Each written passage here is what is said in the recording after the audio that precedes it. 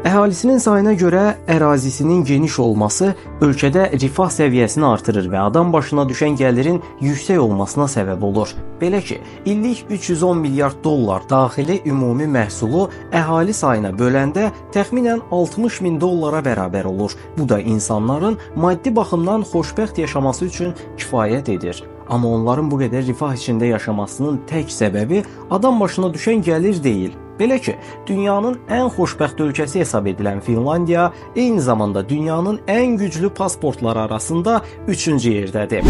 Bu pasportla Finlandiyalılar həm Avropada, həm Asiyada, həm də Afrikada demək olar ki, istənilən ölkəyə problemsiz və vizasız səyahət edə bilirlər. Üstəlik bu güclü pasportun yeganə üstünlüyü səyahət azadlığı deyil. Başqa ölkədə daimi yaşamaq üçün icazə və biznes qurmaq imkanları da verir.